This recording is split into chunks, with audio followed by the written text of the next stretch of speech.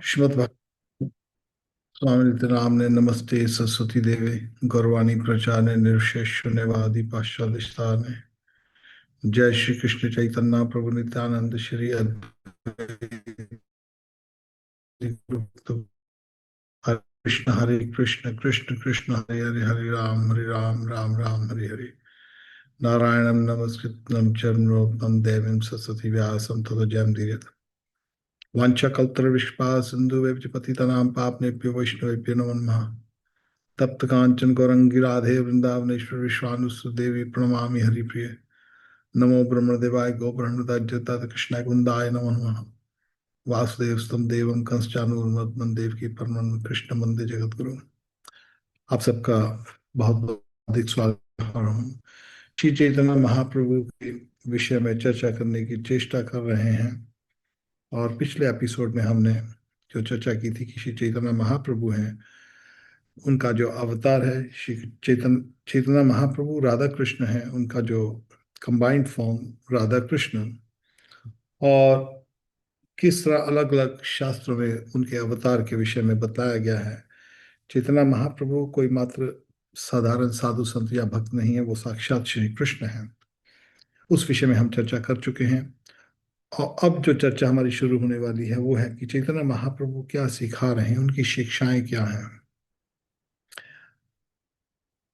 भगवान श्री कृष्ण ने जो गीता कही है उसमें अर्जुन को कहते हैं इदम तुते गुहितम प्रक्ष्यामि अन्न सुएव। हे अर्जुन,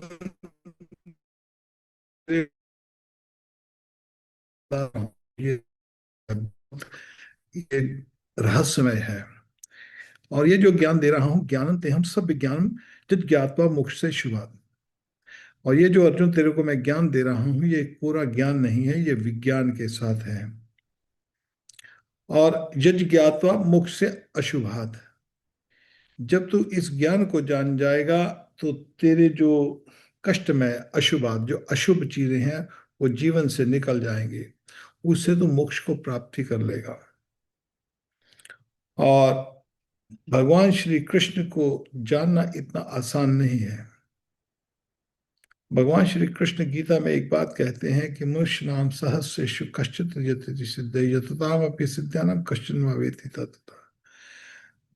करोड़ों करोड़ों व्यक्तियों में से कोई एक विरला व्यक्ति ज्ञानी बनता है जो ये सोचता है कि मैं इस शरीर के लिए क्यों भटक रहा हूं, या शरीर संबंधित वस्तुओं के लिए।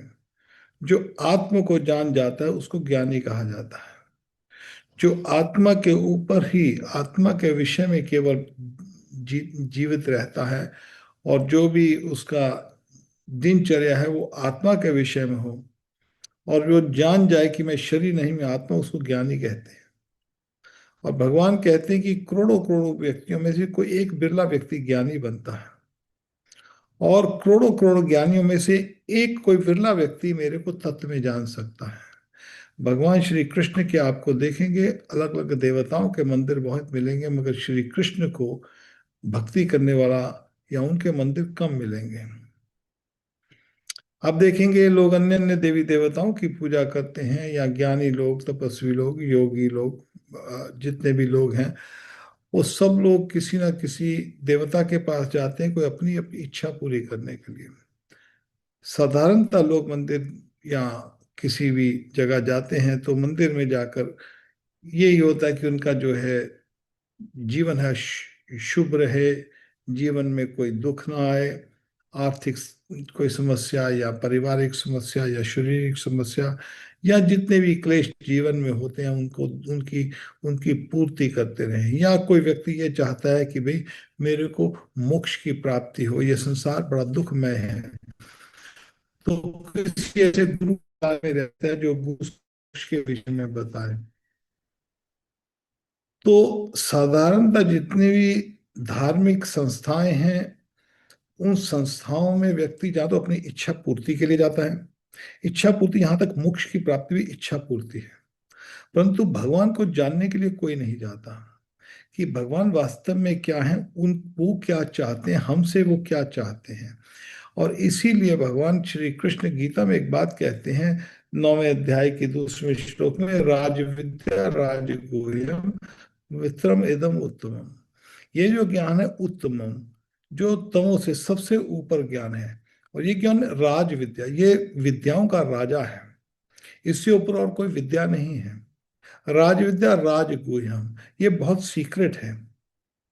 और पवित्रम, ये पवित्र, एकदम उत्तमम, ये उत्तम, इससे ऊपर और कुछ नहीं है। मगर एक और बात कहते हैं श्री कृष्ण गीता के अंदर, प्रत्यक्ष अभवम तरम सुसुगम कर्तुम अभ्यम। ये बहुत बड़ी बात कहते हैं एक श्लोक के अंदर, देखो कितना कुछ छिपा हुआ है। भगवान कहते हैं ये प्रत्यक्ष है। ये ऐसा नहीं है कि हमको कल को मिलेगा, आज ये काम करेंगे, आज ये ध्यान करेंगे, तपस्या करेंगे, ये करेंगे, वो करेंगे, उसका फल बाद में मिलेगा। प्रत्यक्ष है। अपगमम, इसको समझना चाहिए कैसे। एक तो प्रत्यक्ष है और ये धर्म के अनुसार है। भगवान कहते हैं जो अर्जुन तेरे को मैं ये जो ज्ञान दे रहा हूं ना, ये विद्वाओं का राजा है। और ये बहुत सीक्रेट है, राजगुह्यम। और पवित्र है, प्रत्यक्ष है, धर्म सुख सुखम कर्तुम अव्ययम। एक और बात है, ये जो ये जो विद्या है, ये अव्ययम, ये अविनाशी है, इसका कभी नाश नहीं होता। जिस व्यक्ति ने इस विद्या को जान लिया, वो उस विद्या को, उसका कभी नाश नहीं होगा। जैसे आप, कोई भी व्यक्ति स्कूल में जाता है, कॉलेज में जाता है, यूनिवर्सिटी में जाता है, वहां से कुछ विद्या सीखता है, थोड़ी देर के बाद उसको यूज तो करता है जीवन में, मगर साधारणतः उसको भूल जाता है, थोड़ी थोड़ी चीजें याद होगी। तो एक समय आता है, हर एक ज्ञान का कोई व्यक्ति, आज चीज हम याद करते हैं वो भूल जाती है, मगर ये जो काम किया हुआ है अविनाशी, इसका कभी नाश नहीं होता। धन संपत्ति कमाते हैं, कोई भी कुछ भी संसार में पाते हैं हम, उसका एक समय के साथ नाश हो जाता है। मगर भगवान कहते हैं ये जो ज्ञान है, ये जो अर्जुन ये तेरे को ज्ञान दे रहा हूं, ये अविनाशी है। और एक और बात आती, कहते अर्जुन ये जो दे रहा हूं ना, ये सुसुखम, ये बहुत आनंदमय है। ये ऐसा नहीं है कि ये विद्याओं का राजा है, ये सबसे गुह्यम है। और ये जो तेरे को बता रहा हूं, ये ज्ञान विज्ञान सहितम है, मगर सब कोई इसको जान नहीं सकता। करोड़ों करोड़ों व्यक्तियों में से कोई बिरला ज्ञानी बनता है, क्या करोड़ों ज्ञानियों में से कोई बिरला इस ज्ञान को, मेरे को जान जाता है। और मगर ये जो जानना है, इससे अशुभात सब कष्ट दूर हो जाते हैं। जद ज्ञात्वा मोक्ष से अशुभात, इसको जानने से सब कष्टमय जीवन जो है अशुभात, उससे मुक्ति प्राप्त हो जाती है। और भगवान कहते हैं अश्रद्धा धानाम पुरुषा धर्म से परंता प्राप्त निवर्तन्ते मृत्यु संसार वर्तमनि। और जिसको इस सिद्धांत में जिसकी श्रद्धा नहीं है, जिसको भगवान जानने की आवश्यक, जो भगवान को नहीं जानना चाहता, उसका उसका क्या अश्रद्धा, वो मेरे पास नहीं आता है। श्री कृष्ण के पास जो व्यक्ति जाता है, जो उनको जानना चाहता है, अप्राप्त, और जो नहीं जानना चाहता, वो मृत्यु संसार वर्तमान, मृत्यु संसार में भटकता रहता है। भगवान एक बात कहते हैं कि ये जो ज्ञान है, ये विज्ञान सहित है। ये जरूरी इस बात को जानना, वही श्री कृष्ण है। उन्होंने ये जो जो बातें गीता में कही हैं, साधारणतः लोग क्या करते हैं, वो कहते हैं जी हमने गीता पढ़ी हुई है। गीता आप कभी पढ़ नहीं सकते हैं। गीता को मात्र एक बार पढ़ने से आप समझ जाओगे, ये कोई नॉवल नहीं है, जो कोई फिल्मी स्टोरी नहीं है कि आप 3 घंटे में, 2-3 घंटे में उस नॉवल को पढ़ लो और आप उसको, स्टोरी को आपको याद हो जाए। ऐसा होता नहीं है। गीता जो है जीवन में डालनी पड़ती है। भगवान ने इतने इसके अंदर निर्देश दिए हुए हैं, एक एक शब्द के अंदर गूढ़ गूढ़ ज्ञान रहस्य छुपा पड़ा है। भगवान कहते हैं कि मेरे पास 4 तरह के व्यक्ति नहीं है। नमम दुष्कृतम मूढ़ा प्रपतन्ते नरात्मा, जो मूर्ख लोग हैं वो मेरे को, या नरों में अदम है, जो नीच है, मनुष्य जाति में भी जो नीच है, माया उसका अर्थ है कि अदम। जो अदम व्यक्ति है वो नीचता में रहता है। और माया अप्रतिज्ञान आश्रम भाव आश्रित, जो असुर लोग हैं वो मेरे को नहीं जान सकते। या माया अप्रतिज्ञान, जिनका ज्ञान माया हर लेती है, वो भगवान के पास नहीं आते हैं। तो भगवान कहती है ये जो ज्ञान दे रहा हूं अर्जुन, इस ज्ञान को तुरंत उसी समय इसका प्रभाव होना शुरू हो जाता है। जैसे आपने कई बार देखा होगा कि जो जो शुगर के मरीज होते हैं ना, वो कभी चीनी खाए ना तो तुरंत एकदम उनका शुगर लेवल एकदम बढ़ जाता है। बस यही बात भगवान श्री कृष्ण कहते हैं।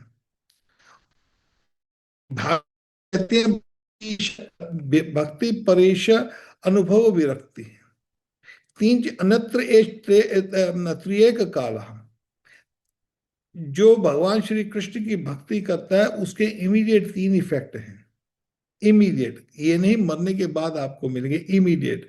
उसमें क्या है? एक तो भगवान में भक्ति बढ़ जाती है, जो कृष्ण की, जो कृष्ण में श्रद्धा रखता है, भक्ति परीश, भगवान कृष्ण में भक्ति होती है और उसके साथ अनुभव होता है, उसके साथ प्रैक्टिकल होता है अनुभव, और साथ ही साथ उसको विरक्त हो जाता है, संसार से उसकी विरक्ति हो जाती है, संसार से मोह कम होता। जैसे जैसे भक्ति को बढ़ते जाएंगे वैसे वैसे संसार का मोह आपसे टूटता जाएगा। दोस्त मित्रों से, परिवार से, संसार से, घर से, या कुछ भी जो भी संसार चल रहा है, जैसे जैसे भक्ति में आगे बढ़ेंगे बढ़ेंगे वैसे वैसे वो यथा अष्ट से तुष्टि पुष्टि शुद्ध पायो अनुघासम।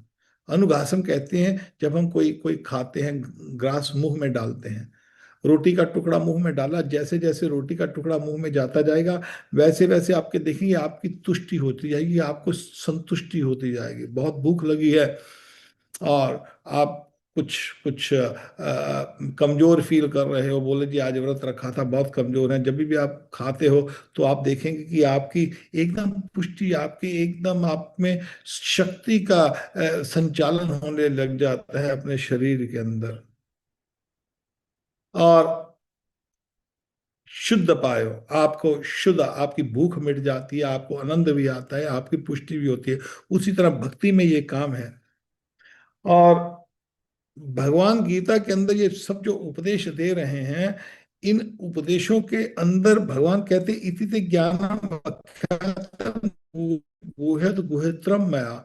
अर्जुन, ये तेरे को मैं जो ज्ञान दे, बार बार भगवान इस बात को दोहरा रहे हैं कि ये जो ज्ञान दे रहा हूं ये गुह्यतरम है। एंड में भी भगवान ने गीता में कहा है कि जो जो ये ज्ञान दे रहा हूं ये कोई साधारण ज्ञान नहीं है। सब कुछ देने के बाद भगवान कहते हैं उसको, अर्जुन को कहते हैं चेष्टा सर्व कर्माणि, अपने सर्व कामों को मेरा जो आपका चित्त है ना, वो मेरे, वो मेरे में, मैं ही सनिश्चय मत पर रहा, अपना चित्त मेरे में, चेतना मेरे में लगा दें। बुद्धि योग में उपास्यता, अपनी जो बुद्धि है इसको योग में उपास्यता, योग में लगा, मचता सततम भवा, 24 घंटे मेरे को याद कर। कृष्ण कहते हैं अपना चित्त मेरे में लगा दे। भगवान ये गीता के 18वें अध्याय के 57 श्लोक में ये बात दोहरा रहे हैं। भगवान ने सब ज्ञान दे दिया उसको, अर्जुन को कैसे कैसे क्या क्या ज्ञान है, धर्म क्या है, कर्म क्या है, जो क्या है, परमात्मा क्या है, प्रकृति क्या है। और साधारणतः लोग कहते हैं जी हमने हमने गीता में जी कर्म के विषय में लिखा। गीता में कर्म के विषय में थोड़ा हिस्सा कर्म के विषय में है। कर्म के विषय में जो लिखा है, कर्म के बाद में, कर्म के बाद उसको भक्ति योग में कैसे परिवर्तित करना है, श्री कृष्ण ने गीता के अंदर स्पष्टता से लिखा है। और जो जो निर्देश गीता में, जहां गीता खत्म होती है वहां से चैतन्य महाप्रभु की जो शिक्षा वो आरंभ होती है। अब गीता में ज्ञान दिया भगवान ने, अर्जुन तो, अर्जुन ने सुना था तभी। अभी अर्जुन ने जो जो बातें, जो जो बात श्री कृष्ण ने गीता में अर्जुन को कहा, नष्ट मोह स्मृति लब्धा तत्पश्चात्, वो कहते हैं कि आपकी कृपा के कारण मेरा जो पहले मैं मोहित हुआ हुआ था ना, वो मेरा नष्ट हो गया है। अब जो आप कहेंगे वो मैं करूंगा श्री कृष्ण।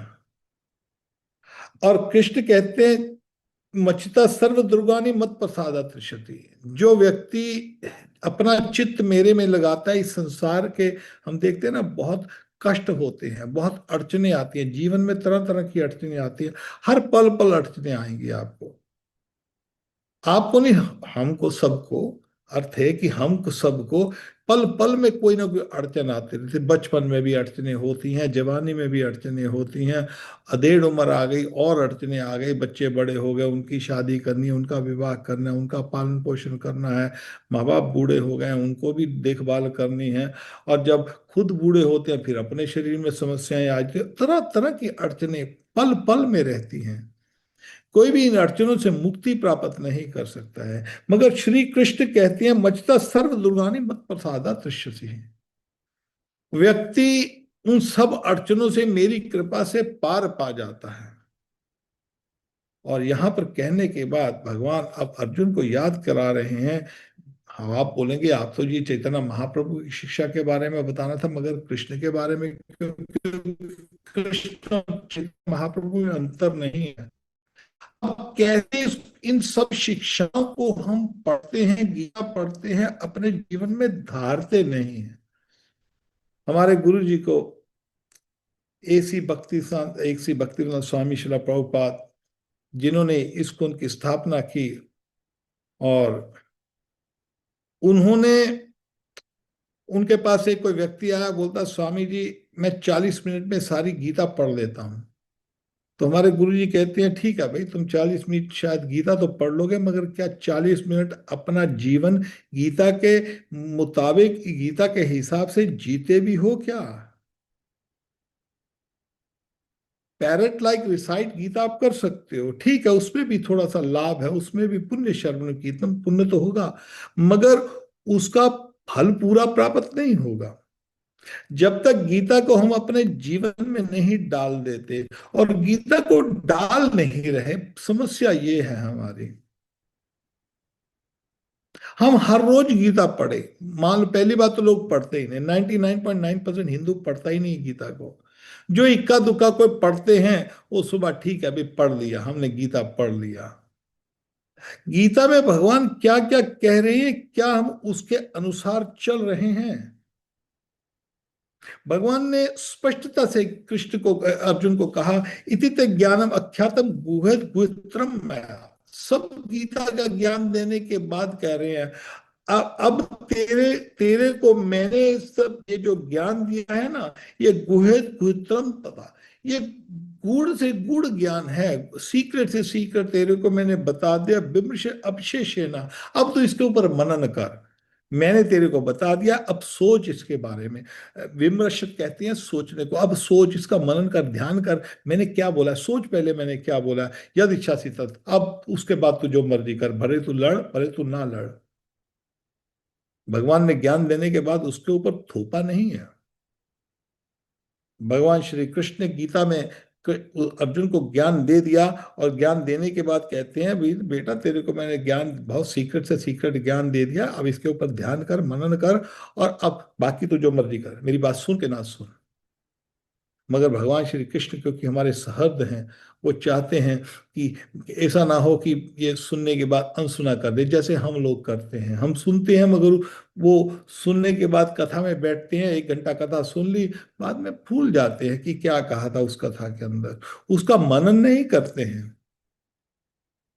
वास्तव में जो कथा, भगवान की कथा होती है, जब 1 घंटा, अभी आज अभी हमारी कथा चल रही है, तो इस 1 घंटे कथा में आप देखेंगे कि बोलेंगे जी हमने 1 घंटा कथा में बैठ गया जी, ठीक, मगर 1 घंटे जो कथा में बैठे हैं, उसका वो घंटा ठीक है, उसका पुण्य लगा, मगर उसकी वास्तविक कथा शुरू होगी जब ये कथा खत्म होती है, उसका मनन किया जाए। श्री कृष्ण कहते हैं विमर्शेद, गीता के 18वें अध्याय के 63 में जो श्लोक है, उसके अंदर भगवान कहते हैं विमर्शेषेण, इसका मनन कर, थिंक थिंक अबाउट इट, सोच अभी इसको मैंने क्या बोला है, और फिर तू जो मर्जी कर, कर के ना कर।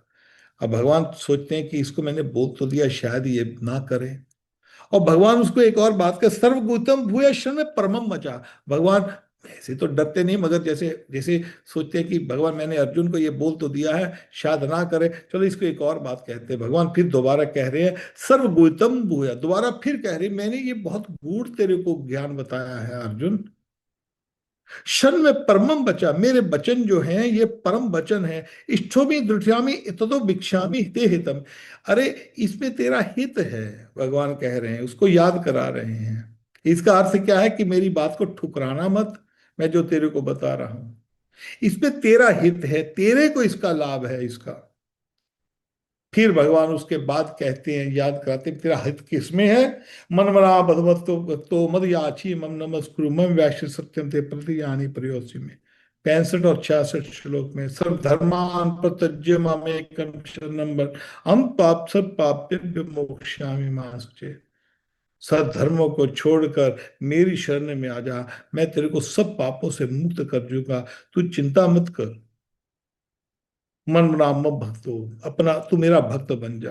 तो भगवान यहाँ पर अर्जुन को ये सब जो बातें बता रही, अब यहाँ पर गीता खत्म होती है कि सब धर्मों को छोड़कर मेरी शरण में आ जा, मेरा भक्त बन जा, ये गुह्यतम से गुह्यतम है। अब कैसे बनना है वो गीता में भगवान ये नहीं, उसका प्रैक्टिकलिटी बोलते हैं, ये प्रैक्टिकलिटी है, तू करेगा तेरे को तुरंत उसका इफेक्ट होना शुरू हो जाएगा। अब यहां पर हम करेंगे अपने अपनी बुद्धि से करेंगे, आप होंगे, मैं होऊंगा, जो भी कोई संसार में आते हैं जाते हैं, हम आए हैं हम निकल जाएंगे, और आएंगे कितने। ये जो आत्मा है शरीर को ग्रहण करती है और तुरंत एक एक एक जो पानी का बुलबुला होता है वैसे हमारा जीवन है, कितने बुलबुले आते हैं कितने बुलबुले चले जाते हैं। और यहां पर जो हम अपनी बुद्धि से भगवान की भक्ति कर रहे हैं, अब यह भगवान को पता है कलयुग का प्रभाव है, लोगों को करना आएगा नहीं, मैंने जो निर्देश दिए हैं उसको करना, कैसे करेंगे मैं सिखाता हूं, अब आकर मैं सिखाता हूं कैसे करना है। भगवान जो गीता में ज्ञान देते उससे उत्तम कोई भी ऋषि मुनि, गीता से उत्तम ज्ञान कोई भी नहीं दे सकता। अब करना कैसे है भगवान आकर उसको सिखा रहे हैं, उसी को सिखाने के लिए भगवान स्वयं आते हैं। राधा एंड कृष्ण जो कंबाइंड फॉर्म है चैतन्य महाप्रभु की, 1486 जो जो आजकल जो ईसा हमारे जो चल रहे हैं इंग्लिश कैलेंडर के हिसाब से 1486 में फागुन की पूर्णिमा के होली के दिन चैतन्य महाप्रभु प्रकट हो गए। और अब पूर्णिमा में तो पूर्ण चंद्रमा होता है, मगर उस दिन शाम को जब चंद्रमा निकलता है, पूर्ण चंद्रमा जब निकलता है तो एकदम उसको ग्रहण लग जाता है। अब जब ग्रहण है, क्योंकि हमारे आचार्य कहते हैं कि चंद्रमा को शर्म आ जाती है, चंद्रमा बहुत अच्छा लगता है, सबसे बड़ा जो फागुन की पूर्णिमा का चंद्रमा है ना बहुत अच्छा लग रहा है, मगर उस दिन जो चंद्रमा है वो उसको शर्म आती, छुप जाता है, ग्रहण के पीछे छुप जाता है। क्योंकि यहाँ पर जो वास्तविक चंद्रमा है वो श्री चैतन्य महाप्रभु श्री कृष्ण प्रकट हो रहे हैं। हमारे यहाँ पर लाला बाबू का एक मंदिर है वृंदावन में, उनका नाम है चंद्रमा कृष्ण। तो वही चंद्रमा कृष्ण चैतन्य महाप्रभु के रूप में प्रकट हो रहे हैं, राधा रानी के संग प्रकट हो रहे हैं। और अब यहाँ पर जो है फागुन की पूर्णिमा को है ग्रहण लगा हुआ है, और ग्रहण के दिन जो है तीर्थों में लोग जो है स्नान करते हैं। सनातन धर्म को जो जानने वाले हैं, वास्तव में एक ही धर्म है, वो है सनातन धर्म। हिंदू धर्म नहीं, सनातन धर्म। हिंदू धर्म तो एक मुसलमानों का दिया हुआ नाम है। सिंध नदी से सिंधु बना दिया, जब जो गोरे फिरंगी इंग्लैंड के लोग आए, उन्होंने इंडस नदी को इंडियन कह दिया, जो इंडस नदी है उनको सिंधु नदी है, उसको इंडस नदी कहते हैं। और मुसलमानों ने जब जब भारत के ऊपर आक्रमण करने शुरू किए, उन्होंने सिंधु नदी से हिंदू बोला, उससे उन्होंने लोगों को हिंदू कहने लग गए, इस जगह पे रहने वाले लोगों को। और जो ब्रिटिशर आए थे, ब्रिटिश ब्रिटिश उसको इंडस कहते थे, उन्होंने इंडियन नाम दे दिया। ना तो हम इंडियन हैं और ना हम जो है वो जो हिंदू हैं। तो हम क्या है? हम जीवात्मा हैं। ये जो शरीर है, इस जीवन, इस पृथ्वी के ऊपर, विशेषकर भारत जो देश है, ये जो शरीर है यहाँ पर, वो सनातन को जानने वाले हैं। सनातन कोई कोई पंथ नहीं है, सनातन धर्म है। सनातन कहते हैं जो अव्यय, जो कभी नाश नहीं होता। उसको जानना, जो जैसे भगवान श्री कृष्ण गीता में एक बात कहते हैं, वो यहाँ पर साधारणतः लोग जाएंगे, आप किसी मत को देखेंगे, जैसे सिख मत है, जो जो मुसलमान ईसाई मत हैं, जैन मत है, बौद्ध मत है, वो एक सोच है, उनका अपना एक विश्वास है, मगर सनातन विश्वास नहीं है, ये एक विज्ञान है। और शुरू से ही गीता में ज्ञान क्या देते हैं, भगवान कहते हैं कि मात्र स्पश्यस्त कौन शीतोषण सुख आत्मा पायनो नित्य सांसिक्षस्व भारत। ये जो सुख और दुख है, ये ऋतुओं की भांति आते और जाते हैं। आप देखते हैं, ऋतु आती है और ऋतु जाती है, क्या ये मुसलमान या जो जो मत के हिसाब से चलती है ना? ये तो एक सनातन है, सनातन नियम है प्रकृति का। देहि नस्मिन तथा देहि कौमारन जौबनम जरा तथा देहांत प्राप्ति दी सत्य नाम मोयति। गीता के अंदर शुरू से कहते हैं कि जो जो जीवात्मा है, उसको पहले बचपन में एक शरीर मिलता है, फिर जवानी में शरीर मिलता है, फिर बुढ़ापा आता है, और फिर उसकी मृत्यु होती है। जास्त से ही ध्रुव मृत्यु। और जिस तरह मृत्यु निश्चित है, उस तरह जन्म निश्चित है। ये जो बचपना और ये जवानी और बुढ़ापा और ये मृत्यु, ये कोई विश्वास मत नहीं है, ये विज्ञान है, ये एक सनातन है। तो श्री कृष्ण जो ज्ञान दे रहे हैं, वो एक सनातन का ज्ञान है। जहां पर चैतन्य महाप्रभु जो फागुन की पूर्णिमा को जब वो प्रकट होते हैं, तो उस दिन जो जो सनातनी, जो सनातन को जानने वाले थे, यहाँ पर मैं विशेषकर इस शब्द को यूज कर रहा हूं, आप इसका ध्यान करिए जो मैं कह रहा हूं। यहाँ पर हिंदू के लिए नहीं बोल रहा हूं, या इंडियन के नहीं बोल, सनातन को जानने वाले जो लोग हैं, उनको सनातनी कहते हैं। तो सनातन को जानने वाले जो हैं, जब ग्रहण लगता है तो तीर्थों में नहाते हैं और भगवान श्री कृष्ण का नाम लेते हैं, विष्णु का नाम लेते हैं। ग्रहण लगता है तो उसमें एक विशेष बताया गया है कि विष्णु को याद करना चाहिए, विष्णु का ध्यान करना चाहिए। और उस दिन जिस बात को चैतन्य महाप्रभु सिखाने आए, कृष्ण क्या सिखाने आए? कृष्ण सिखाने आए, गीता का जो निर्देश था, मन मना मत भक्तो मद याची मम नमस्कुरु, कि मेरी सततम कीर्तन तम यतन दृढ़ व्रता। किस तरह व्यक्ति को कीर्तन करना चाहिए, किस तरह भजन करना चाहिए, उस रीति को सिखाने के लिए आए हैं। तो यज्ञ संकीर्तनाय प्रियाय जजंती ही सुमेध सह, इस यज्ञ संकीर्तन को सिखाने के लिए आए हैं। और ग्रहण का दिन है, सची माता जगन्नाथ, वही जो जो वसुदेव, सॉरी, यशोदा और नंद बाबा, वही सची माता जगन्नाथ मिश्रा बन कर आते हैं। और जब उनके ये बच्चा पैदा होता है, तो सब लोग हैं वहां पर नदी के तट पर मायापुर में, नवद्वीप में, जैसे हम पिछले सप्ताह का जो पिछला एपिसोड सुनेंगे, उसमें हमने बार बार उस बात को दोहराया, तो हम आप उसको दोबारा नहीं दोहराएंगे, कि नवद्वीप में सची का पुत्र बनकर श्री राधा कृष्ण आते हैं। तो जो हिंदू जो सनातन धर्म को जानने वाले थे, तो वो नदी में, गंगा जी में स्नान कर रहे हैं, क्योंकि ग्रहण लगा हुआ है। और वो बोल रहे हैं हरि बोल हरि बोल हरि बोल, और कृष्ण का नाम ले रहे हैं। श्री कृष्ण नहा रहे हैं, सीताराम सीताराम करते हुए नहा रहे हैं। तो तभी क्या क्या होता है कि वहां पर मुसलमान लोग ये देखते हैं, अरे ये क्या है, ये मूर्ख लोग क्या कर रहे हैं, ये हरि बोल कर रहे हैं। तो मुसलमान लोग भी उसको, जो जो विष्णु का नाम उच्चारण कर रहे हैं।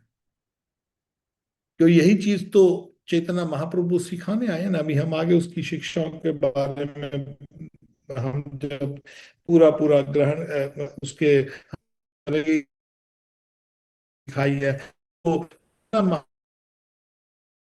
प्रेम थे कृष्णाय कृष्ण चैतन्य नाम में गोरख विष्णु गोलोकेरा प्रेम धन हरि नाम संकीर्तन। चैतन्य महाप्रभु जो सिखाने आए हैं, वो गोलोक का, गोलोक ब्रज की भक्ति सिखाने आ रहे हैं, जिसको रागानुगा भक्ति कहते हैं। उस भक्ति को सिखाने के लिए जहां पर चैतन्य महाप्रभु आ रहे हैं, तो आते ही जितने भी देवी देवता हैं, उस समय शंकर, ब्रह्मा, इंद्र, चार कुमार, नारद, सब लोग के घर आ, किस रूप में आ रहे हैं? उन्होंने मनुष्य का रूप लेकर आते जा रहे हैं सब बार बार, जैसे लाइन लगी हुई है वहां पर देवताओं की, 33 कोटि देवी देवता इस स्पेशल जो राधा कृष्ण का जो रूप है गौरंग महाप्रभु सुनहरा रंग जो है उसको दर्शनों के लिए आते हैं। अब जब वो दर्शनों के लिए आ रहे हैं तो वहां पर बहुत सब लोग आनंदित होते हैं अलग अलग। तो उस जहां पर चैतन्य महाप्रभु अब अवतरित हो गए हैं, राधा कृष्ण, और कृष्ण का जो रंग है वो सांवला है, मगर यहाँ पर राधा रानी उनको कवर कर देती है और उनका रंग सुनहरी रंग हो जाता है। वही कृष्ण है, वही कृष्ण जो नंद लाला, जो नंद के लाला, जो यहाँ पर ब्रज में सांवले हैं और नवद्वीप में वो सुनहरी रंग के हैं। रंग चेंज हो जाता है। यहाँ पर क्या देने हैं, यज्ञ संकीर्तने प्रियाय इस उम्मीद से, इस इसको देने के लिए आए हैं।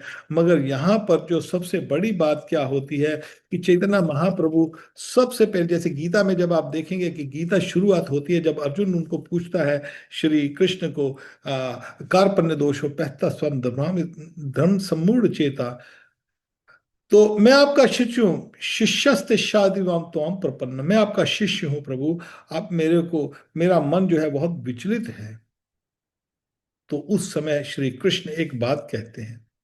श्री कृष्ण जब शुरू से ही कहते हैं, ना तब हम जातना आशम न तब में जनाधिपा न च्याव ना विविध सर्वे व्यवते परम। अरे तू शोक कर रहा है, कोई ऐसा समय नहीं था जब तुम नहीं थे, मैं नहीं था, या ये राजा लोग नहीं थे। पहले भी थे, अब भी है, तू है, मैं है, ये राजा लोग हैं, जब मर जाएंगे तब भी तू रहेगा, तब मैं भी रहूंगा, ये राजा लोग भी रहेंगे। यहां पर ये जो बात कह रहे हैं ना श्री कृष्ण, ये बहुत बड़ी बात कह रहे हैं। बड़े बड़े साधु लोग, बड़े बड़े गुरु बाबा लोग इस बात को, छोटी सी बात को नहीं समझ सकते हैं। अब आप बोलेंगे, इस बात है। अब देखिए, बड़े लोग, ज्ञानी लोग हैं ना, वो सोचते हैं कि जी हम जब मर जाएंगे तो हम ब्रह्म लीन हो जाएंगे, हम उस लीनता में समा जाएंगे। और उस लीन जब उस ब्रह्म लोक में समाएंगे, वो ज्योति स्वरूप है, उसका जो वो जो है वो निराकार है, निर्गुण है। तो इतना महाप्रभु या कृष्ण गीता में स्पष्ट से आके पहला एक सबक सबसे पहला कहते हैं, ऐसा नहीं होता है। हम उसके विषय में अभी चर्चा करेंगे आगे। कृष्ण ने उसका खंडन किया है। नैनम छिदंति शस्त्राणि नैनम दहति पावका न चैनम कलद्यान तो अपना शोषति मारता। जो आत्मा है, भगवान कहते हैं वो मेरा अंश है, मम वांशो जीवलोके जीवभूत स्नातना। जीव स्नातन है, जीव का कभी नाश नहीं होता, आत्मा का कभी नाश नहीं होता है। नैनम छिदंती शस्त्राणि, आत्मा को कोई शस्त्र काट नहीं सकता। नैनम दहती पावका, ये जो आत्मा है इसको कभी जलाया नहीं जा सकता। अब यहां पर एक बात सोचिए, आपने बड़े बड़े ज्ञानियों को, महात्माओं को, साधुओं को सुनते हुए देखा होगा, अरे बाबा जी जो हैं वो ब्रह्म ज्योति में समा गए, ज्योति ज्योत में समा गए हैं। अबे ज्योत में तभी समाओगे जैसे एक हमारे पास, मान लो एक मोमबत्ती है या एक दिया है, आप एक दूसरे दिए की लो साथ में ऐसे रखो, तो जो दोनों जो लो है ना वो एक बन जाती है।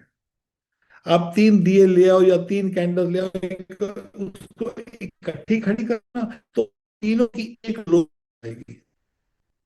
ये ये जो है ये पावक कहते हैं, इसको अग्नि कहते हैं। अग्नि मिक्स हो जाती है, अग्नि एक हो जाती है। मगर श्री कृष्ण कहते हैं कि आत्मा जो है उसको कभी जलाया नहीं जा सकता। जब जलती नहीं है तो वो अग्नि में मिक्स कैसे हो जाएगी। नैनम दहती ना चैन कल दिया, आप तो उसको कभी भिगोया नहीं जा सकता, वो कभी भिगोई नहीं जा सकती। आप देखोगे कई बार जो मायावादी लोग हैं वो ये एक वो जो वो एक उदाहरण देते हैं, जैसे जी बूंद है, वो बूंद समुद्र में जब मिलेगी तो तुम समुद्र बन जाओगे, तुम ब्रह्म हो। उस ब्रह्म में जाके जब तुम अपने ध्यान करोगे तो उस ब्रह्म में जाके मिल जाओगे, तो तुम भी ब्रह्म बन जाओगे। तुम पहले भी ब्रह्म हो, तुम हो ही ब्रह्म। ओ, मगर अब तुम भूल गए हो, उस ब्रह्म में जाकर मिल जाओगे, तो उसको उस ब्रह्म ज्योति में समा जाओगे। तो मगर भगवान कहते हैं ना, तो ज्योति उसको सुखा सकती है ना भिगोई जा सकती है।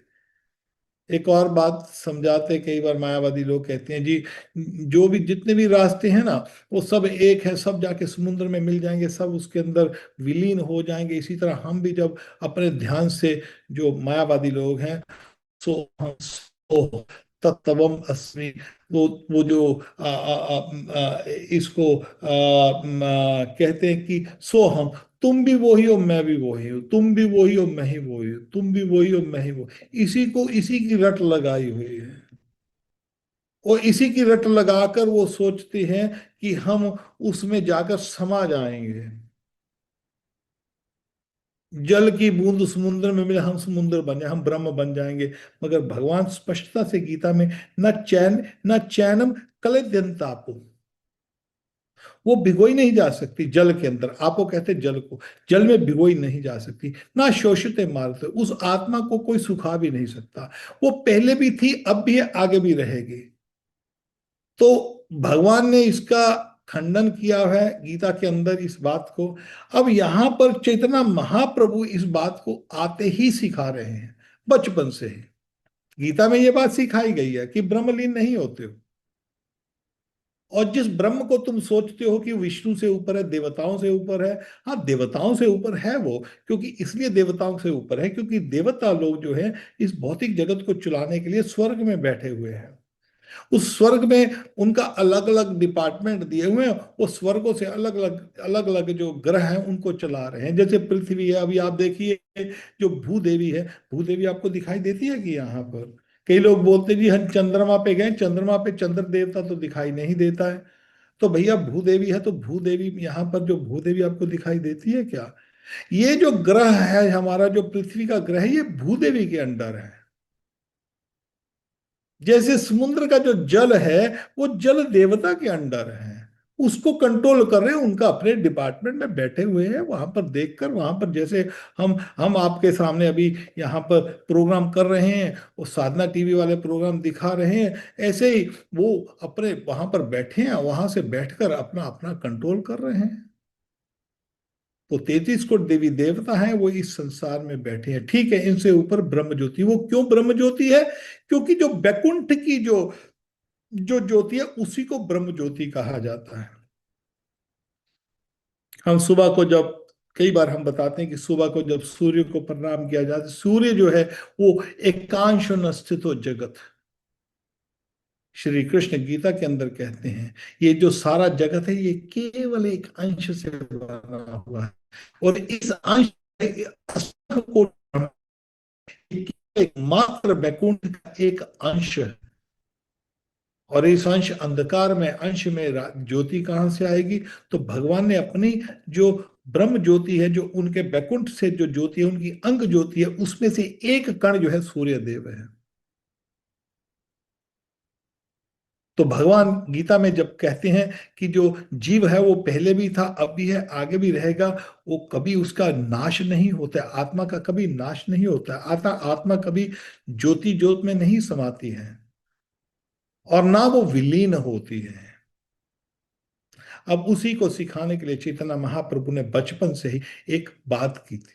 उन्होंने क्या किया, एक दिन छोटे से बच्चे खेल रहे थे, तो खेलते खेलते जाकर जहाँ पर जो बर्तन, गंदे बर्तन थे, क्योंकि मिट्टी के, आजकल तो स्टील वगैरह के सब चल रहे हैं, तो मिट्टी के बर्तनों में हांडी में पकाया जाता है। आप कभी जगन्नाथपुरी जाइए, वहां पर जगन्नाथ जी का जो जितना भी प्रसाद है वो हांडियों में पकता है। तो हांडी केवल एक ही बार यूज होती है। हांडी में जो एक बार पक गया, उसको फेंक दिया जाता है। भगवान का जो अमान्य, उसको अमान्य कहते हैं। और भगवान जब खा लेते तो उसको, उस अमान्य को जब लगाते हैं, तो भगवान को भोग लगाया जाता है। भगवान उसको, वो महाप्रसाद कहा जाता है। भगवान जिस हांडियों में, जिसमें भगवान के लिए कुकिंग होती थी, उसको बनाने के बाद बाहर फेंका हुआ था, काली हो जाती हैं। जब आप लकड़ी के ऊपर रखते हैं तो वहां पर वो जो हांडियां काली हैं कि नहीं, मगर मिट्टी की थी वो। तो वहां पर निमाई, छोटा सा निमाई, क्योंकि चैतन्य महाप्रभु जो है वो नीम के वृक्ष के नीचे उन्होंने जन्म लिया था, इसलिए उनका नाम पड़ा निमाई। तो छोटा सा बच्चा निमाई है अभी, 3 एक साल का, बोलना शुरू किया है, समझना शुरू किया है, बातें कर रहा है, और जाकर वो उस हांडियों के ऊपर बैठ जाता है। तो जब हांडियों के ऊपर बैठता है तो वहां पर सची माता उनकी आती है, अरे अरे बेटा, तू यहाँ पर क्यों बैठा है? अब वो मिट्टी की बनी हुई है, और मिट्टी की बनी है, तो वहां बोलते ये गंदी है। बोलता, अरे माँ, गंदी कैसे हुई? ये भी मिट्टी है, और बाहर जहां पर हम खेल रहे हैं वो भी मिट्टी है। तो इसमें क्या फर्क है? सोन दोनों एक ही चीज है। तो यहां पर सची माता, क्योंकि मिश्रा ब्राह्मण की पत्नी है, और ब्राह्मणों में जो है वो वेद शास्त्रों के ज्ञाता है, और विष्णु वैष्णव धर्म को जानने वाली थी, तो उसी समय वो समझ गई और तुरंत निमाई को डालती है, बोलता सब कुछ एक ही है माँ। तो उसी समय जो है सची माता, अरे तेरे को ये सिद्धांत किसने सिखा दिया? बोलता, माँ मिट्टी तो मिट्टी है ना, मिट्टी, ये भी मिट्टी, वो भी मिट्टी, इधर भी मिट्टी, उधर भी मिट्टी, सब एक ही बात है। तो वहां पर जगन्नाथ मिश्र की जो पत्नी है सची माता, अपने बच्चे को डांटती है, अरे ऐसा नहीं है, मिट्टी मिट्टी में भेद है। माँ, मिट्टी मिट्टी में कैसे भेद हो गया? बोलती, बेटा ये घड़ा जो है, कच्चा कच्चा घड़ा और पक्का घड़ा, इसमें अंतर है बेटा। और मिट्टी के ढेले से ही घड़ा बना है, मगर मिट्टी का ढेला ले आओ, उसके अंदर आप पानी डालोगे तो वो जो ढेला है ना, वो पानी को सह नहीं सकता है। या कच्चा मिट्टी का जो बर्तन भी बना दिया गया, उसके अंदर पानी डालोगे वो सहेगा नहीं। मगर ये जो बर्तन पका हुआ है, ये पानी को आराम से सह लेता है, इसको पानी को ठंडक पहुंचाता है, हम उस पानी को पीते हैं। तीनों चीजें मिट्टी की बनी है, मगर इनमें भेद है। तो चेतना महाप्रभु को इनडायरेक्टली इस मायावाद का खंडन कर रही हैं। मायावाद कहते हैं, जो लोग मायावाद कहते हैं, इसको इसको मायावाद तत्व कहते हैं, कि सब कुछ एक है, ब्रह्म एक है, एको ब्रह्म द्वितीयो नास्ति, एक ही ब्रह्म है और कुछ नहीं है, तुम भी वही हो, मैं भी वही हूँ। ये मायावाद जो जो अद्वैतवादी है ना, वो इस मंत्र को लेके पकड़ के बैठ गए हैं। भगवान को छोड़ दिया उन्होंने, उनको भगवान के विषय में नहीं पता है उनको, इसलिए वो भगवान की पाठ पूजा नहीं कर रहे हैं। वो सोचते हैं कि शायद उनको भगवान से ज्यादा पता है। वो सोचते हैं कि देवी देवता जो हैं वो तो नीचे हैं, हम ब्रह्म के ज्ञाता हैं, हम उस ब्रह्म में जाके मिल जाएंगे, हम उसमें विलीन हो जाएंगे, सो हम सो हम सो हम, या सोहंग सोहंग सोहंग। तुम भी वही हो, मैं भी वही हूँ, तुम भी वही हो, मैं भी वही हूँ, तुम भी वही हो, मैं भी वही हूँ। इसी की रट लगाते हैं, इसी के ऊपर ध्यान करते हैं, और अंतरात्मा में लाइट देखने की चेष्टा करते हैं, और सोचते हैं कि जब लाइट दिख गई तो हमको कुछ पा लिया है, अब मरने के बाद हम उस लाइट में जाके समा जाएंगे। इसका पूरी तरह से गीता में खंडन किया हुआ है, ये गलत मत है, ये मत ठीक नहीं है। और एक और बात को कहते हैं कि यही जो, ये तो एक मत है, एक और मत है कि सब कुछ, तुम भी वही हो, मैं भी वही हूं, तो इसमें वो, मगर भेद है। हमारे आचार्य बताते हैं इसको आगे, जब जैसे जैसे हम चेतना महाप्रभु की टीचिंग को पढ़ेंगे, ब्रह्म में और परम ब्रह्म में और परम ब्रह्म में भेद है, आत्मा में और परम आत्मा में भेद है, हम उसके अंश हैं, हम वो नहीं हैं।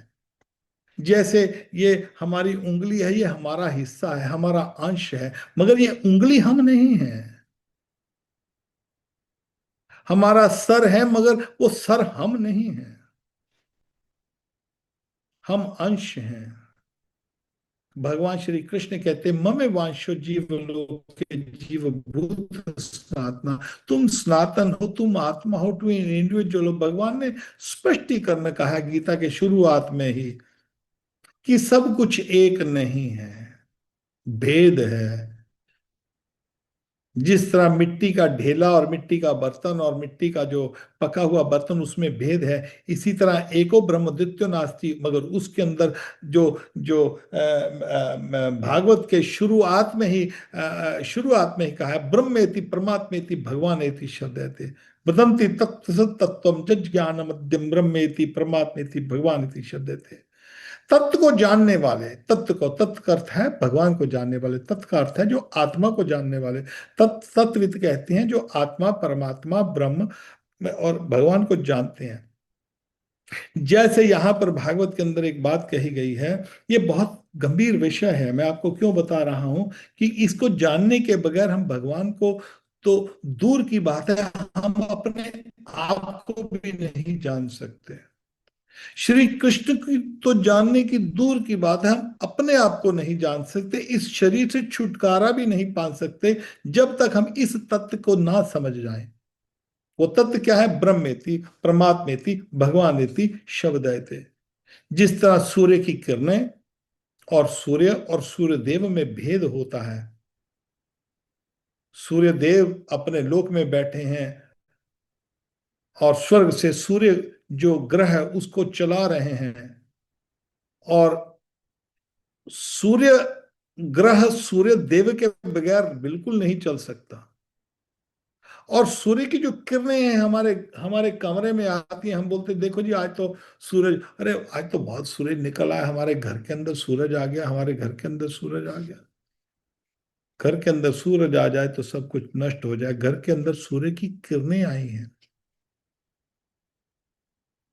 इसी तरह जो हमारा हम ब्रह्म है, हम ब्रह्मात्मी, हम ब्रह्म है। ब्रह्म का अर्थ होता है आत्मा। हम आत्मा है मगर हम परमात्मा नहीं है। परमात्मा श्री कृष्ण है, श्री विष्णु है, उनके अंदर समाते भी नहीं है। भगवान ने स्पष्ट करने किया हुआ है गीता के शुरुआत में ही, ना तवम जा ना तम ना तम जातु नाशम ना तम ने में जुनाति पा ना चैव ना भविष्य सर्वे हम ते पर। अभी इस तत्व को समझाने के लिए चैतन्य महाप्रभु को बोलती है, अरे तेरे को किसने बता दिया कि सब कुछ एक है? तो तब निमाई है माँ को कहता, अरे माँ मेरे को तो तब समझ गया। अच्छा अच्छा, तुमने पहले क्यों नहीं बताया? मैंने ऐसी इतनी मूर्खतापूर्ण बात कह दी कि सब कुछ एक है, सब मिट्टियां एक जैसी होती हैं। तो इसका अर्थ ही ऐसे है कि सब एक नहीं है, हम और हमारा भगवान से भिन्नता है। अंश, भगवान जो है उस अंश के स्वामी है। हम आत्मा है, वो परमात्मा है। हम ब्रह्म है, वो परम ब्रह्म है। हम अणु है, वो विभु है। मगर क्योंकि हमारे में उनका, हम उन्हीं के अंश हैं, इसलिए वो भी सतचित आनंद है, हम भी सतचित आनंद है। जैसे सूर्य, जैसे वो जो जो समुद्र में पानी है, समुद्र के पानी में जो क्वालिटी है वही एक बूंद में भी वही होती है, मगर उसकी क्वांटिटी में अंतर रहता है। बूंद कभी समुद्र नहीं बनती। और यहां पर भगवान ने इसीलिए कहा है गीता के दूसरे अध्याय के 23वें श्लोक में, वो कभी मिक्स नहीं होती है। आप कभी देखोगे ना, तेल पानी में मिक्स नहीं होता कभी। घी का जो कण होता है वो पानी के अंदर मिक्स नहीं होता है। उसी तरह आत्मा भी जो है वो मिक्स नहीं होती है। ये पहला सिद्धांत है चैतन्य महाप्रभु का। अब दूसरा सिद्धांत चैतन्य महाप्रभु ने सिखाया। चैतन्य महाप्रभु, छोटी छोटी लड़कियां गंगा जी के तट पर हर रोज प्रार्थना करती थी, शंकर जी की पूजा करती थी। तो चैतन्य महाप्रभु, छोटा सा लड़का, अरे तुम क्यों उसकी पूजा कर रही हो? तुम मेरी पूजा करो ना, क्योंकि मैं उसका स्वामी हूं। वो तो कृष्ण है ना। अब लड़कियां तो, अरे अरे अरे कितना बड़ा अपराध कर रहे हो। अरे नहीं नहीं, तुम मेरी बात मानो। तो वहां पर उन लड़कियों को चैतन्य महाप्रभु डायरेक्टली ये बतला रहे थे कि तुम श्री कृष्ण की पूजा करो। साधारणतः लोग जो हैं अपनी भौतिक इच्छाओं की पूर्ति करने के लिए, जैसे आप देखते हैं ना कि 16 सोमवार व्रत रख दो, लड़कियां 16 सोमवार व्रत रखती हैं ताकि उनको सुंदर पति मिले। मिल जाता है, शंकर जी तुरंत दे देते हैं।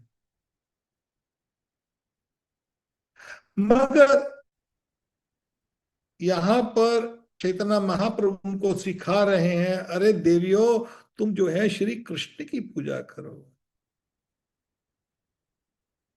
और दूसरी बात, एक वहां पर जो मुरारी गुप्ता, एक वृद्ध वैष्णव था, पूजा करता था, मगर वो क्या करता था कि उसको, अभी जैसे सब पूजाएं एक है, कोई भी पूजा कर लो, आपने कभी एक तत्व सुना होगा, ये बहुत गहरा तत्व है, इसको समझना बहुत जरूरी है। और श्री चैतन्य महाप्रभु ने बचपन से ही इसको समझाना शुरू कर दिया। चैतन्य महाप्रभु ने, एक दिन मुरारी गुप्ता आता था तो चैतन्य महाप्रभु उसका मजाक उड़ाते थे, क्योंकि मुरारी गुप्ता क्या करता था कि ठीक है, उसका राम में उनको, उनकी बाद में वो अलग बात आती है कि किस तरह वो राम की पूजा करते थे, मगर चैतन्य महाप्रभु के कारण हुआ है सब कुछ। मुरारी गुप्ता एक बार प्रसाद दे रहे थे तो निमाय पंडित उनके घर चला गया। वो बोलते सब पूजा एक ही है, कोई बात नहीं, किसी की भी पूजा कर लो। आपने ये दृष्टांत सुना होगा कि लोग बोलते हैं, अरे किसी भी देवता को इष्ट बना लो, सब रास्ते एक ही हैं। वो समुद्र में जाके, जैसे नदियां समुद्र में मिल जाती हैं, तो उसी तरह सब रास्ते एक दिन उसी परम ब्रह्म निराकार में मिल जाएंगे। तो आप सब कुछ एक, सब रास्ते एक है, किसी की भी पूजा कर लो। आपने सुना होगा आजकल तो एक एक एक बाबा हमारे वृंदावन में मीडिया के कारण बहुत मशहूर चल रहा है, और बोलता है कि राधा राधा का नाम लो या शंकर जी का नाम लो या देवी का नाम लो, सब एक ही है। वाहे गुरु का लो, सब एक है, कोई भी नाम ले लो, एक में श्रद्धा रखो बस उसमें। उसको, ये मायावाद तत्व है, चैतन्य महाप्रभु ने इसका घोर खंडन किया है। मुरारी गुप्ता प्रसाद पा रहा था और चैतन्य महाप्रभु छोटा सा निमाय पंडित किया, उसके श्राप में, उसके उसके प्रसाद में जाकर उन्होंने वहां पर पेशाब कर दिया। मुरारी गुप्ता का, अरे अरे अरे ये बेटा जगन्नाथ के मिश्रा के पुत्र, ये तूने क्या किया? अरे तू तो बोलता है कि सब एक ही बात है, सब कुछ एक ही है, कुछ भी पाठ पूजा कर लो। अरे तो एक बात है तो ये भी तो एक ही बात हुई ना, प्रसाद में पेशाब है कि नहीं है, अब खा के दिखा, सब कुछ एक कैसे हो गया? सब एक नहीं है, भेद है। जो लोग बोलते हैं कि सब एक है, उसका खंडन किया चैतन्य महाप्रभु ने। मायावादी भाष्य सुन ले होए सर्वनाश। चैतन्य महाप्रभु ने वार्निंग किया है। श्री कृष्ण गीता में इस बात का कहते हैं कि सब रास्ते एक नहीं हैं। हम कई बार अपने प्रोग्राम में बार बार इस बात को दोहराते हैं, क्योंकि लोग ये सोचते हैं कि किसी भी गुरु को पकड़ लो, किसी की राधा की पूजा करो या वाहे गुरु की पूजा करो, एक ही बात है। अरे नहीं, एक बात है, कैसे एक बात हो जाएगी? जो शंकर की पूजा करेगा वो शिव लोक में जाएगा, देवी की पूजा करना देवी लोक में जाएगा, इंद्र की पूजा करने वाला इंद्र लोक में जाएगा, पितरों की पूजा करने वाला पितृ लोक में जाएगा। भगवान कहते हैं, यान्ति देवव्रता देवान, पितृ जानती पितृव्रता, भूतानि जानती भूतेजा जानती मदाजनोपि मम। जो पितरों की पूजा करते हैं वो पितरों के पास जाते हैं, जो देवी देवताओं की पूजा करते हैं, भगवान कहते हैं, वो देवी देवताओं के पास जाते हैं। जो मेरी पूजा करते हैं वो मेरे पास आते हैं, जो भूत प्रेतों की पूजा करते हैं वो भूत प्रेतों के पास जाते हैं। सब बात कैसे एक हो गई, हमारी समझ से बाहर है ये छोटी सी बात, कि राधा राधा करो या तुम वाहे गुरु करो, सब एक ही बात है। जितने भी 10 गुरु थे, जितने भी, उन्होंने निराकार ब्रह्म की उपासना की है। वो ब्रह्मलीन वहां पर उनका उनका विचार है, और जिस उस ब्रह्मलीन का गीता के अनुसार खंडन है वो। और जो एक बार राधा रानी को देख लेता है वो तो किसी और को देखता ही नहीं है, उसको दिखता ही नहीं है। कलयुग के प्रभाव में सब चल रहा है, इसका अर्थ ये है, जो व्यक्ति राधा रानी को देख लेता है वो कभी दूसरी की तरफ देखेगा भी नहीं और कोई और मंत्र देगा भी नहीं। सुचेतना महाप्रभु ने इस बात का यहाँ पर खंडन किया। यह तो मत ततो पथ, सब पथ एक नहीं है, सब पथ अलग अलग है। और हम जो है भगवान के एक जो जिस चीज की हम पूजा करेंगे उसी की प्राप्ति करेंगे। जो श्री कृष्ण की पूजा करेगा वो कृष्ण को प्राप्ति करेंगे। यहां तक भगवान विष्णु के रूपों में जब राम की पूजा करेंगे तो एक नित्य अयोध्या है बैकुंठ में। जितने राम की पूजा करते हैं वो नित्य बैकुंठ में जाएंगे। जो हनुमान जी की पूजा करते हैं, वास्तव में जो लोग हनुमान जी की पूजा करते हैं वो अपने धन संपत्ति के लिए करते हैं। कितने लोग हनुमान जी से प्रेम है तो केवल और केवल हनुमान की प्रसन्नता के लिए किया जाए, कुछ मांगा नहीं जाए। जहां पर प्रेम होता है वहां पर मांगा नहीं जाता। जहां पर प्रेम होता है ना, आप उसमें मांग लो तो वहां पर प्रेम में विघन आ जाता है, वो प्रेम नहीं रहता। प्रेम का अर्थ है देना, प्रेम का अर्थ है उसकी प्रसन्नता। तो हनुमान जी की जो जो प्रसन्नता के लिए, हनुमान जी को क्या प्रसन्न है? हनुमान जी को राम कथा प्रसन्न है। और जब हम राम कथा करते हैं तो हनुमान जी की प्रसन्नता के लिए किया जाए, वो वास्तव में हनुमान जी की भक्ति है। और जो इस भाव से भक्ति करता है हनुमान जी की, वो हनुमान जी के प्राप्त होता है, वो बैकुंठ में जाएगा। जो राम की भक्ति करता है वो राम हमारा वहां पर बैकुंठ में, एक असंख्य बैकुंठ जो है, असंख्य भगवान श्री कृष्ण असंख्य बैकुंठों में अलग अलग तरह से अपने भक्तों के संग जो है वो लीला करते हैं। जैसे द्वारका में जो 16,000 रानियां थी, और 16,000 रानियों के जो भगवान श्री कृष्ण अलग अलग महल में अलग अलग लीला कर रहे हैं। कृष्ण एक हैं, मगर एक कृष्ण जो है वो वहां पर अलग अलग लीलाएं कर रहे हैं। उसी तरह असंख्य बैकुंठों में अलग, ये श्लोक जो आता है एको बहुश्यामा, ये जो श्लोक है उस चीज के लिए बना गया है। और आजकल के वो जो बाबा राधानाथ, राधा राधा बाबा वाहे गुरु वाले बाबा जो हैं, वो एक कहते जी एक को बहुत श्यामा, हम सब श्याम हैं, हम सब, हम वही हैं, हम कृष्ण ही हैं। हम कृष्ण नहीं हैं। इस विषय में हम अगले सप्ताह चर्चा करेंगे। जो एक को बहुत श्यामा खेला है, ये संसार एक खेला है। ये संसार एक, ये खेला नहीं है। ये संसार दुर्ग है, ये कष्टमय है, ये जेल है।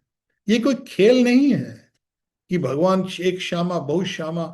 इस विषय में ये चर्चा करने का बहुत बड़ा विषय है, इसके ऊपर हम चर्चा करेंगे। मगर सबसे पहली पहली जो टीचिंग है चैतन्य महाप्रभु की, वो ये है कि सब भक्ति, जो योग है, ध्यान है, या जो जो जो भक्ति है, वो सब एक नहीं है।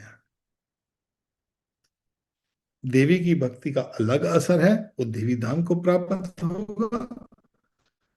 शंकर भक्त शिवलोक प्राप्त होगा। शिवलोक और बैकुंठ में भेद है। शिवलोक अलग है, बैकुंठ अलग है, देवी धाम अलग है, पितृलोक अलग है। तो जहां कहीं आप टिकट खरीदोगे वहां आप पहुंच जाओगे। तो आज का जो समय हो गया है, तो हम चैतन्य महाप्रभु की पहली टीचिंग ये है कि आप सब रास्ते एक नहीं है, सब रास्ते भिन्न हैं। और आगे की उनकी जो जो जो टीचिंग्स कहेंगे उसके आगे आगे हम चलेंगे। जो ये जो एक बहुत श्यामा वाला ये संसार खेल है, ये खेला है, ये खेला नहीं है भैया। इसके विषय में हम अगले सप्ताह चर्चा करेंगे।